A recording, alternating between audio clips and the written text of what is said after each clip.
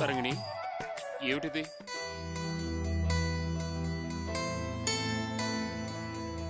తరంగిణి, తెల్లవారుజామున ఈ చలిలో ఈ పూజలేమిటి? లే.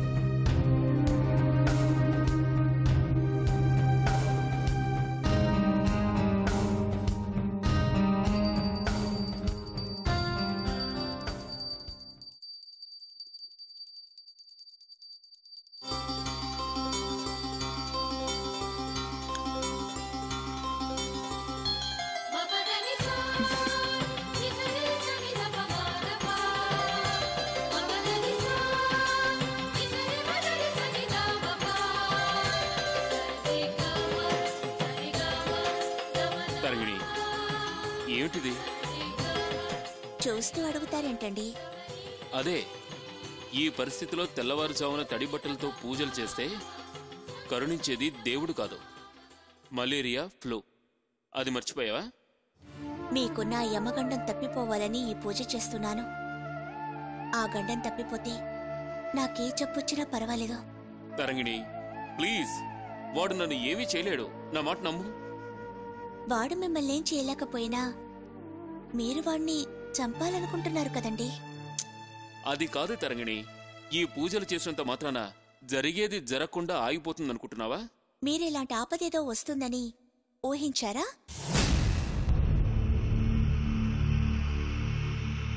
లేదు. అయితే ఊహించనివి చేసేవాడు భగవంతుడైతే ఊహకందని రీతిలో కాపాడేవాడు కూడా భగవంతుడే అవుతాడు. నా పూజలను అడ్డుకోకండి. ఎప్పటిదాకా చేస్తావు ఈ పూజలు? మీకు ఆపద పూర్తిగా తొలగిపోయిందని తెలిసేంతవరకు. ఉపవాసాలు కూడా చేస్తావా? చేస్తూనే ఉన్నాను. అది కాదు తరంగిణి, నువ్వు సరిగ్గా ఆహారం తీసుకోకపోతే మరి నీ కడుపులో బిడ్డ సంగతి ఏమిటి? నాకిప్పుడు ఆలోచన ఒకటేనండి, నా భర్తకి ఏ కీడు జరగకూడదని. తరంగిణి, నా మాట విను, నాకేమీ జరగదు. ఎలా చెప్పగలరు? జరగదంటున్నాను కదా. మంచిదే కదండి. మీకు కీడు తొలగిపోయిందని తెలిసిన మరుక్షణమే ఈ పూజలన్నీ ఆపేస్తాను. అంతవరకు నాకు మీరు అడ్డు చెప్పకండి.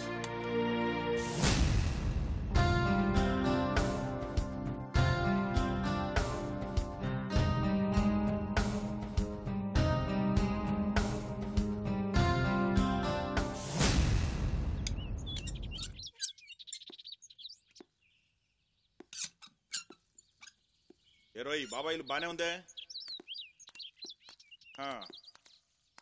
బాబాయ్ ఎడబ్బా?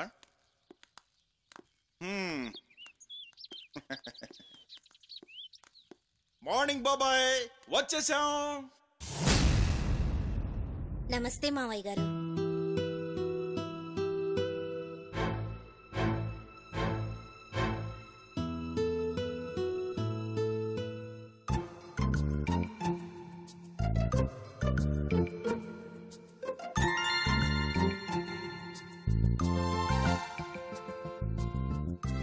నమస్కారం బాబాయ్. ఏరా, 7 అడుగులు కాస్త అటు ఇటుగా పెరిగావు, ఆడపిల్ల చేత సామాన్లు మోయిస్తూ నువ్వు చేతులు ఊపుకుంటూ వస్తున్నావా? పోర్టికోలో టాక్సీ నుంచేగా మావయ్య, ఆయనే తీసుకెళ్తానన్నారు. నేనే వద్దని తీసుకొచ్చాను. ఏరా, అవును బాబాయ్, వైజాగ్ నుంచి నేనే మోసుకొస్తున్నాను. ఏమిటి రైల్లో కూడా పెట్టి మోస్తూనే దిగావా? అదే మరి, ఎప్పుడు నా సిన్సియారిటీని అనుమానిస్తూనే ఉంటావు బాబాయ్. ప్లాట్ఫామ్ ఎక్కేటప్పుడు దిగేటప్పుడు నేనే మోసాను తెలుసా? సర్లే, పైన మీకు బస్సు ఏర్పాటు చేశాను, వెళ్ళి ఫ్రెష్ అప్ అయి రండి. అలాగే. రేయ్, ఇప్పుడైనా లక్ష్మి దగ్గర పెట్టి నువ్వు తీసుకోరా. అలాగే. లక్ష్మి, నువ్వు మొయ్యలేవు. అమ్మా లక్ష్మి, ఇక్కడ వాళ్ళందరూ గార్డెన్ పని మీద బయటికి వెళ్లారు. ఇక్కడ ఉన్నన్ని రోజులు అన్ని పనులు నువ్వే చూసుకోవాలి. అలాగే మావయ్య. సరే బాబాయ్, వెళ్ళండి. మా ఆవిడ పనులన్నిటికీ నేనే సాయం చేస్తాను. రా లక్ష్మి. వెళ్ళండి. రే సత్రగాయ్, నా పేరు నజీం అండి. నేను అలాగే పిలుస్తానురా. అలాగే. సామాన్లన్నీ పైన పెట్టి కిందకి రా. నీకు అవుట్ హౌస్ లో బస్సు ఏర్పాటు చేశాను. అలాగే సార్. అమ్మా లక్ష్మి, మావయ్య, మా ముద్దు కృష్ణ వంట బాగా చేస్తాడుగా, నువ్వు ఫ్రెష్ అప్ అయి కిందకి రా. వాడి వంట రుచి చూద్దాం. బాబాయ్, చెట్టినాడు చికెన్, హైదరాబాద్ బిర్యానీ, వాటి సంగతి నీకు చూపిస్తాను. నువ్వు పద లక్ష్మి.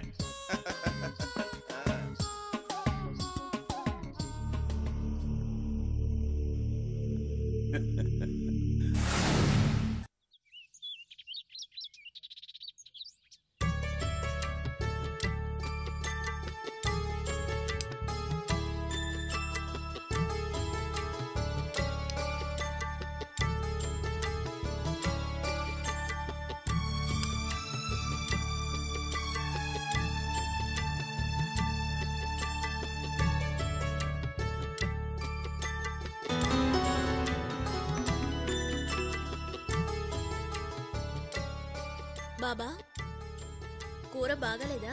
ఉప్పు తక్కువైందమ్మా. అవునా, ఉండండి.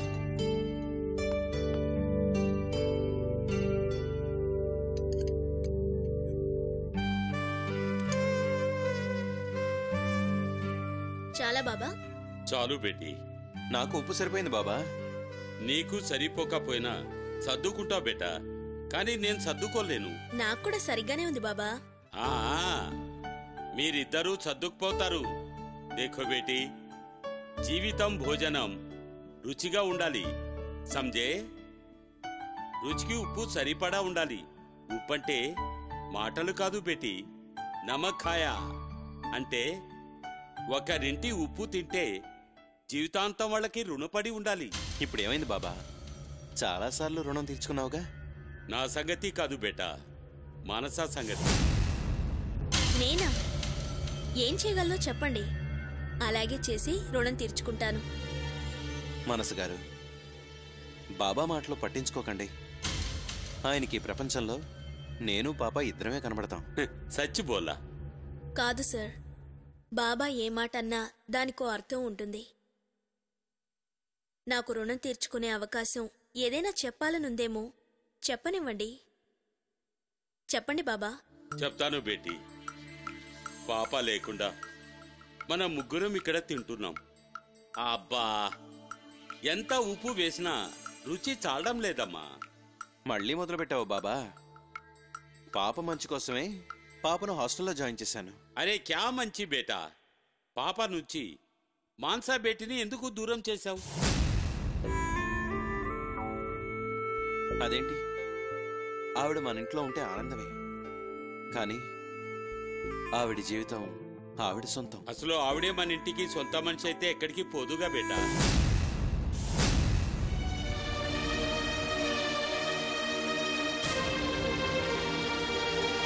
బాబా, ఏమిటి నువ్వు అనేది? నేను చెప్పేది విను బేటా.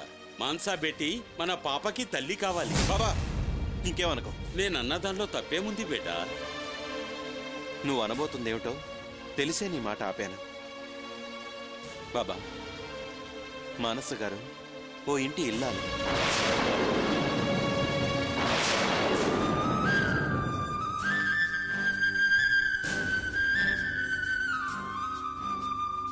మానస ఓ ఇంటి ఇల్లాలా?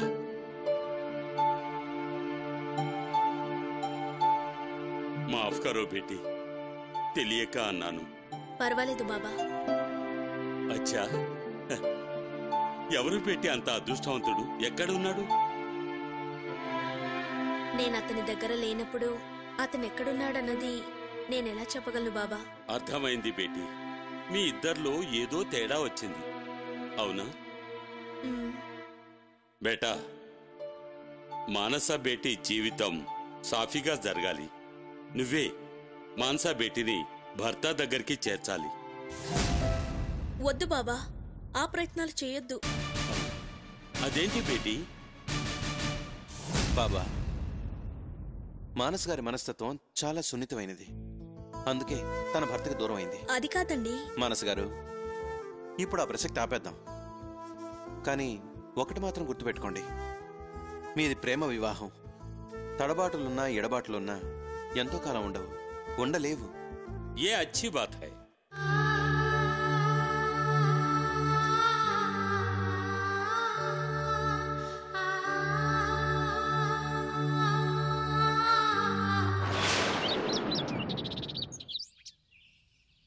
ఓం సుముఖాయ నమః, ఓం ఏకదంతాయ నమః, ఓం కపిలాయ నమః, ఓం విఘ్నరాజాయ నమః, ఓం వినాయకాయ నమః, ఓం కేతవే నమః, ఓం గణాధ్యక్షాయ నమః, ఓం బాలచంద్రాయ నమః, గజాననాయ నమః, ఓం వక్రతుండాయ నమః, ఓం సూర్పకర్ణాయ నమః, హేరంబాయ నమః, ఓం స్కందపూర్వజాయ నమః, సర్వసిద్ధిప్రదాయకాయ నమః, ఓం కుమారగురవే నమః, ఈశ్వరపుత్రాయ నమః, ఓం పార్వతీతనయాయ నమః, ఓం లడ్డుగప్రియాయ నమః, ఓం లాస్యాయ నమః, ఓం విక్షుభక్తలాలసాయ నమః, గంగాసుతాయ నమః, ఓం ద్వైమాతురాయ నమః, విముఖాయ నమః, ఓం సుముఖాయ నమః, ఓం ప్రముఖాయ నమః, మహాగణాధిపతయే నమః, ఓం నానావిధ పరిమళ పత్ర పుష్పాకృతాంజలిం సమర్పయామి.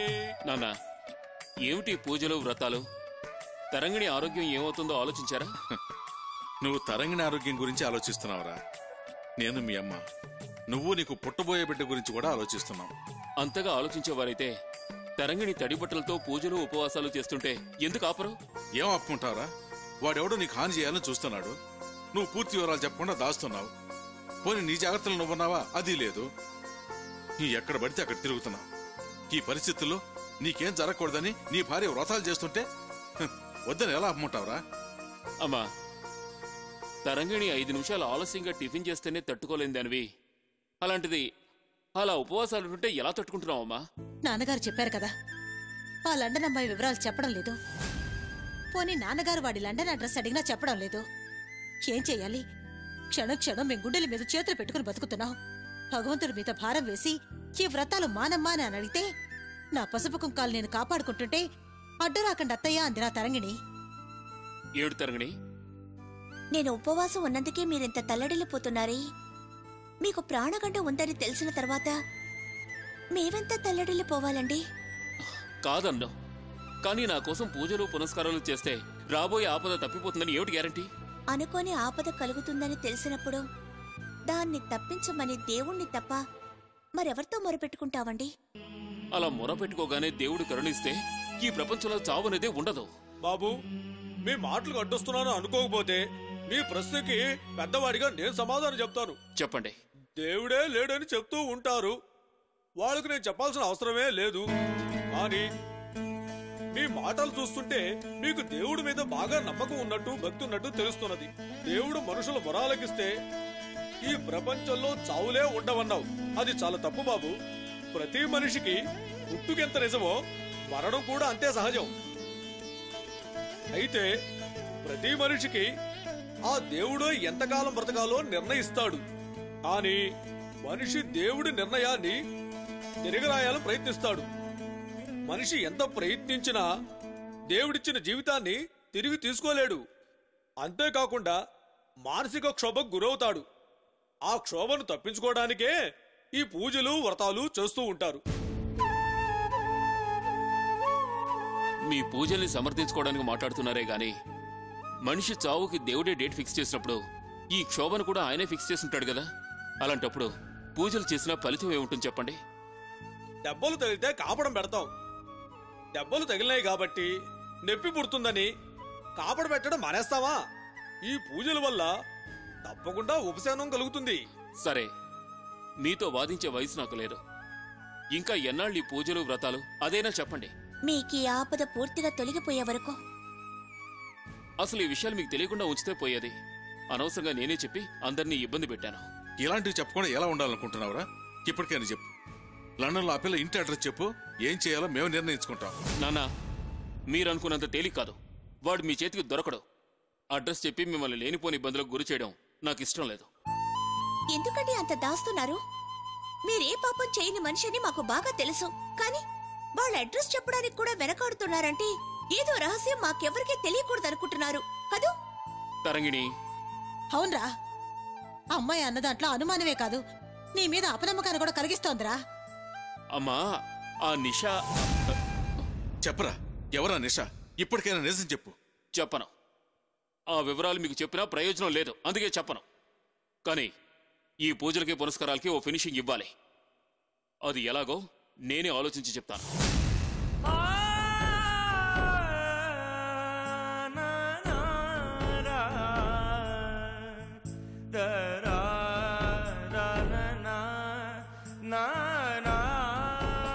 పంతులు గారు, అయ్యా, మీరు పూజ ప్రారంభించండి.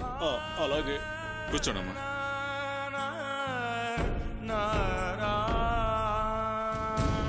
ఓం దుర్గాయై నమః, ఓం మహాపూజ్యాయ నమః, ఓం మహాపాతకనాశన్యై నమః.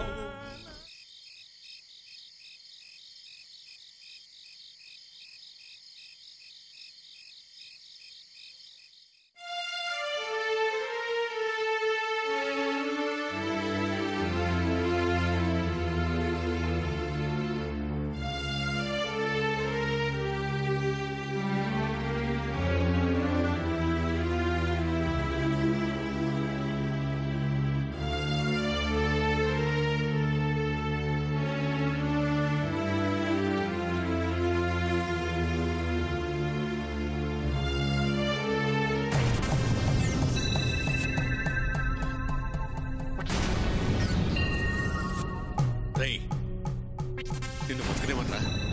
నిన్ను బతకనివ్వను. చంపేస్తాను. చావురా, చావు, చావు, చావురా. రేయ్, నిన్ను బతకనివ్వనరా? చంపేస్తాను.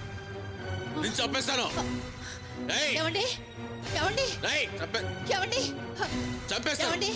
ఏమండి? ఎక్కడ్రా? ఏడి వాడు? ఏమండి? ఎక్కడ వాడు? ఏమండి? ఏమండి? ఏమిటి? ఏదైనా కలగన్నారా? అవునే, కలే కలగన్నా. పీడకలు అనుకుంటాను. ఉండండి, ఈ ఊరు తీసుకొస్తాను. వద్దు వద్దు, ఇది పీడకల కాదు, చాలా మంచి కళ. ఈ కళ నిజమైతే తరంగిణి జీవితం హాయిగా ఉంటుంది. ఏమిటండి మీరేమంటున్నారో నాకేం అర్థం కావడం లేదు. నీకు అర్థం కాదు, అది అంతే. నేను వెంటనే బయటికి వెళ్ళాలి. ఏమండి? వెళ్ళాలి, ఆగండి, బయటికి వెళ్ళాలి. ఆగండి. ఏమండి? డాక్టర్ కనీసం మిమ్మల్ని వారం రోజులు మంచం దిగొద్దని చెప్పారు కదా. తిరిగితే గుండె అయిపోతుందన్నారు, అంతేగా?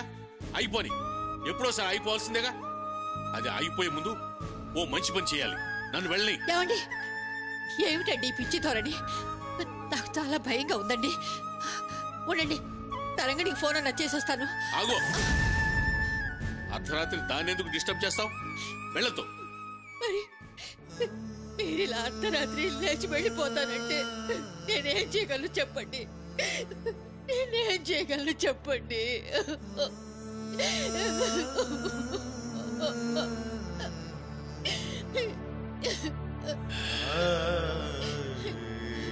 వెళ్ళలే, ఏడోకు. ఏమండి? అసలు ఆ కళ ఏమిటో చెప్పరేమిటండి? ఎందుకు ఇంత ఆవేశపడుతున్నారు? ఆవేశం కదే, అవసరం. అవసరమా? అవును. తరంగిణి పసుపు కుంకాలు 10 కాలాల పాటు చల్లగా ఉండాలంటే అర్జున్ని చంపాలనుకుంటున్నవాడు ఈ భూమి మీద ఉండకూడదు. అంటే వాణ్ణి మీరు చంపుతారా? అవును, వాడెవడో తెలుసుకోవాలి. వాడు అర్జునికి హాని తలపెట్టక ముందే వాడిని నేను చంపాలి.